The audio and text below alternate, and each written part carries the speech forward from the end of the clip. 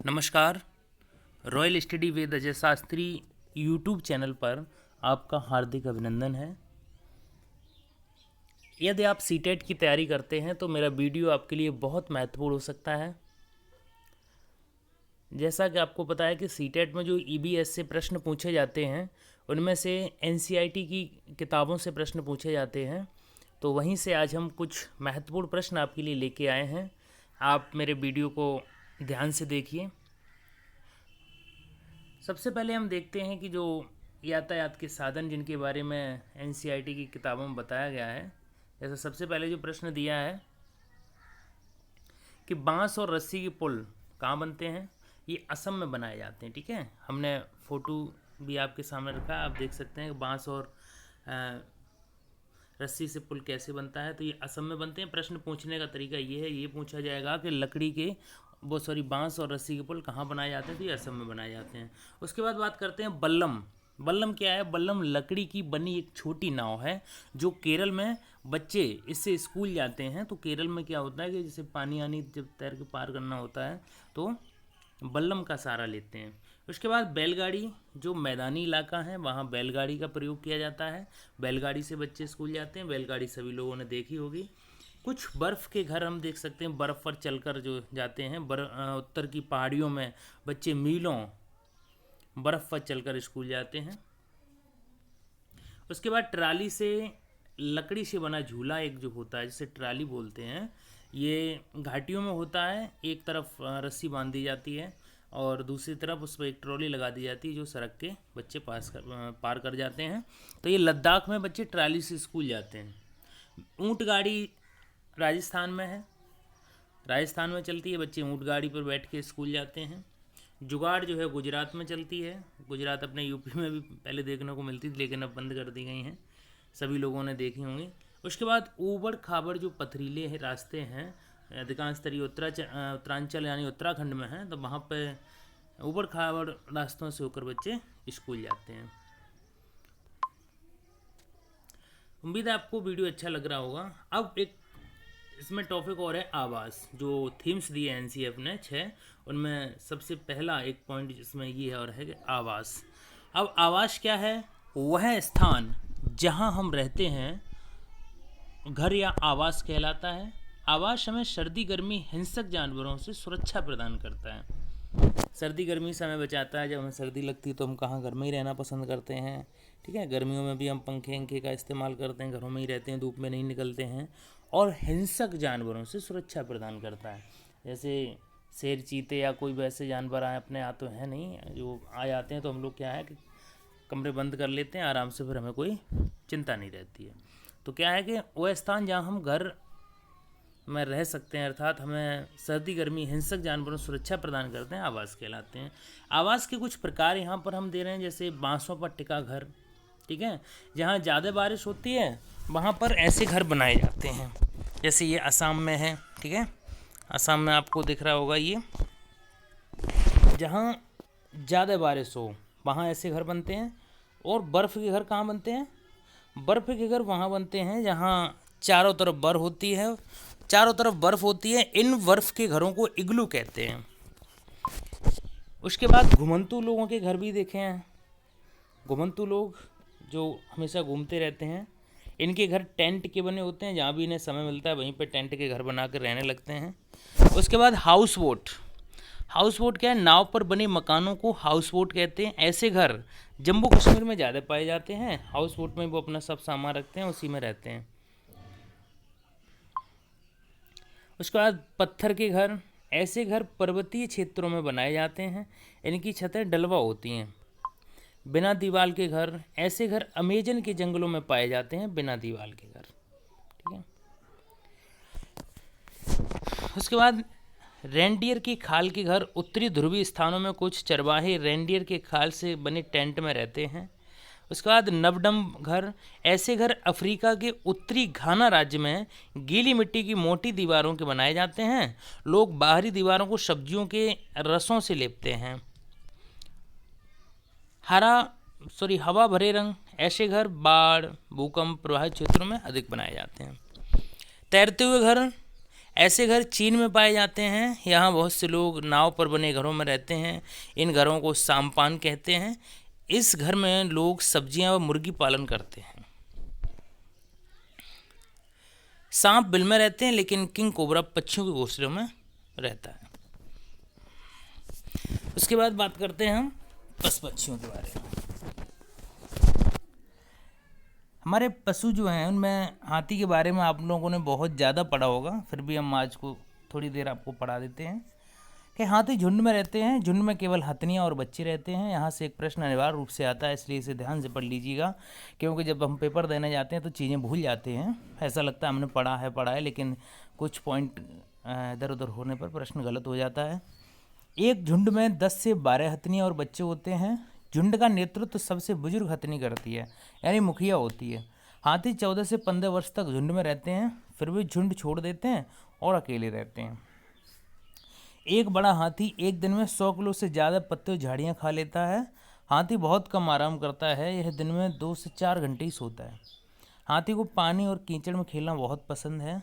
हाथी को गर्मी लगने पर अपने कान हिलाकर हवा कर लेता है। 3 माह के हाथी का वजन 200 किलोग्राम होता है। अब हम बाघ की बात करते हैं। बाघ अंधेरे में हमसे 6 गुना बेहतर तेज देख सकता है। बाघ का गुर्राना 3 किलोमीटर दूर तक सुना जा सकता है।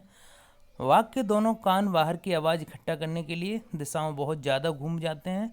बाघ मौकानुसार अपनी आवाज़ बदलता रहता है। बाघ की मूछें हवा में बहुत कंपन को भांप लेती हैं, जो शिकार करने और रास्ता खोजने में मदद करती हैं। एक बाघ दूसरे बाघ के मूत्र गंध से ही तुरंत उसे पहचान लेता है।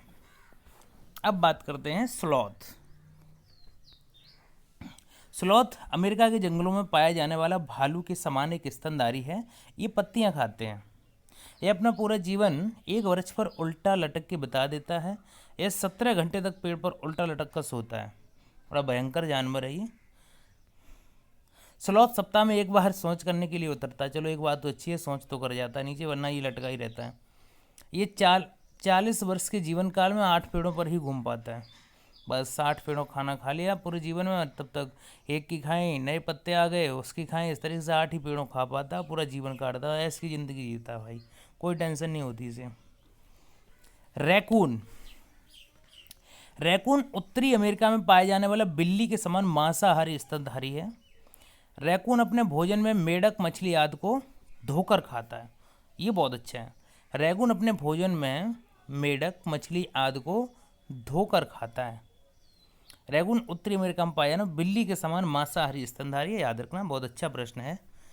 उसके बाद बात करते हैं हम मैना के बारे में।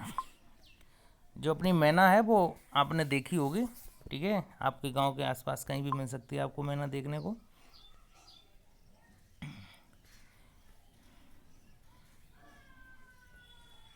तो ये मैना आपके पास में ही होती है, लेकिन क्या है कि हम लोग पता नहीं रख पाते कि मैना है। ये देखो, सबको दिख रही है मैना।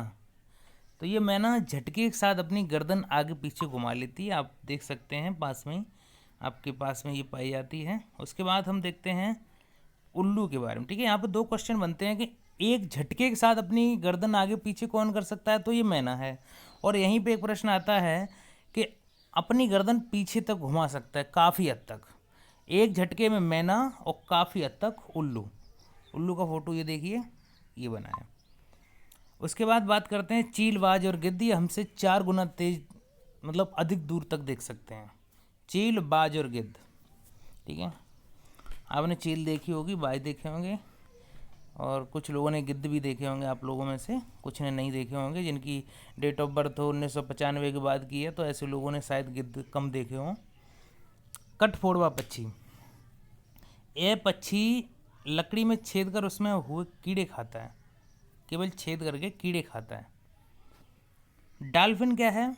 डॉल्फिन भी अलग अलग तरह की आवाज़ें निकालती है और एक दूसरे से बातें कर सकती है। अब बात करते हैं कौआ की। तो कौआ सभी ने देखा है वैसे तो, लेकिन एक इसकी खासियत है वो हम बताए दे रहे हैं। कौए के घोंसले लोहे के तार, लकड़ी की शाखाओं से बने होते हैं। इसका घोंसला पेड़ की सबसे ऊंची डाल पर बना होता है। पॉइंट, मतलब प्रश्न पूछा जाता है कि पेड़ की सबसे ऊंची डाल पर अपना घोंसला कौन बनाता है, तो ये कौआ है, ठीक है। वैसे कौआ सही है, जैसा वो रंग है उसका वैसा ही स्वभाव है, कुछ लोग रंग कुछ होता है, स्वभाव किसी प्रकार के होते हैं। फाख्ता, फाख्ता कैक्टस के कांटों के बीच या मेहंदी की मेड़ पर अपना घोंसला बनाती है। फाख्ता पक्षी आपने देखा होगा, लेकिन क्या है कि आप लोग उसे ध्यान में नहीं ला पाते कि यही है, कौन है। ठीक है, ये देखो दिख रहा है। कोयल अपना घोंसला नहीं बनाती है, वह अपने अंडे कौवे के घोंसले में देती है। बड़ी चालाक है ये। ठीक है, कौआ कैसा भी सही, लेकिन क्या है कि वे दूसरों को, बच्चों को पाल देता, सबसे परोपकार का कार्य करता है। उसके बाद गौरैया की बात करते हैं। गौरैया अपना घोंसला कहीं भी बना लेती है, जैसे अलमारी के ऊपर, आईने के पीछे, दीवार के आले में। ठीक है, कबूतर क्या है, कबूतर भी गौरैया की तरह अपना घोंसला कहीं भी बना लेता है, जैसे पुराने मकानों में, खंडरों में। वसंत गौरी चिड़िया देखिए, वसंत गौरी पेड़ के तने में गहरा छेद कर उसमें अंडे रखती है, गर्मियों में टुक टुक करती है। दर्जन चिड़िया अपनी नुकीली चोंच से पत्तों को सी लेती है, फिर उसके बीच बनी थैली में अंडा देती है। एक शक्करखोरा पक्षी है, इसके बारे में बात करते हैं। शक्करखोरा अपना घोंसला किसी छोटे पेड़ या झाड़ी की डाली पर लटकता हुआ घोंसला बनाती है। इसके घोंसले में बाल, घास टहनियाँ, सूखे पत्ते, कपड़ों के चीथड़े, मकड़ी के जाले से बने होते हैं। तो ये शक्करखोरा पक्षी है। कैसोबरी न्यूगिनी में पाई जाने वाली विश्व में सबसे क्रोधी और खतरनाक चिड़िया है। याद रखना, सबसे खतरनाक चिड़िया कौन सी है? कैसोबरी। ये सबसे गुस्सैल चिड़िया बोली जाती है। ये पाई कहाँ जाती है? न्यूगिनी में, पोपिया न्यूगिनी। अब बात करते हैं बीबर पक्षी की। बीबर पक्षी, पक्षियों में नर बीबर अपने अपने घोंसले बनाते हैं और मादा बीबर उन घोंसलों को देखती है, उसको जो पसंद आता है उसी में अंडे दे देती है। कलचिड़ी इंडियन रॉबिन, ये अपने अंडे पत्थरों के बीच बने घोंसले में देती है। इसका घोंसला घास से बना होता है। इसके ऊपर नाजुक टहनी, जड़ें, ऊन, बाल, कई रुई वगैरह बिछे होते हैं। इंडियन रॉबिन, कलचिड़ी, याद रखना। उसके बाद बात करते हैं स्विफ्ट। यह विश्व की सबसे तेज रफ्तार की उड़ने वाली पक्षी है, स्विफ्ट। ठीक है, और स्विफ्ट के नाम पे एक कार का भी निर्माण किया गया है। तो स्विफ्ट क्या है? सबसे तेज उड़ने वाली पक्षी। अब सचिव पक्षी की बात करते हैं। यह दक्षिण अमेरिका में पाई जाने वाली विशाल चिड़िया है, जहरीले सांपों का शिकार करती है। बड़ी अच्छी है ये सचिव चिड़िया। आइए आगे देखते हैं, जानवरों के दांतों के बारे में चर्चा करते हैं। गाय के आगे के दांत छोटे होते हैं पत्तों को काटने के लिए, पीछे के दांत बड़े व चपटे होते हैं घास चबाने के लिए। बिल्ली, बिल्ली के दांत नुकीले होते हैं मांस फाड़ने के लिए। सांप, सांप के दांत नुकीले होते हैं लेकिन ये अपना शिकार चबाकर नहीं खाता, निगल जाता, बड़ा आलसी होता है ये।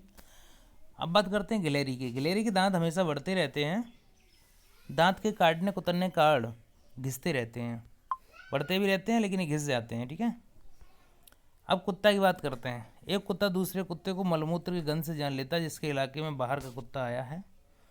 तो लंगूर अपने पास आती मुसीबत यानी शेर, चीता आदि को देखकर एक खास तरह की आवाज़ निकालता है।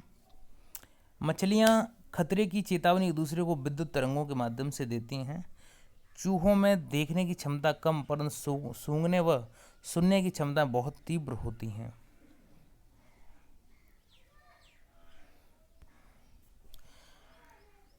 दिन में जागने वाले जानवर कुछ रंग देख पाते हैं, रात में जागने वाले जानवर हर चीज़ को काला सफ़ेद ही देखते हैं। बंदर रंगीन देख सकता है। पक्षियों की आँख की पुतली नहीं घूमती, इसलिए पक्षी अपनी गर्दन बहुत ज़्यादा नहीं घुमा सकते हैं। उम्मीद है आपको मेरा वीडियो पसंद आया होगा। इसी तरीके की आगे की सीरीज हम तैयार रखे हैं आपके लिए।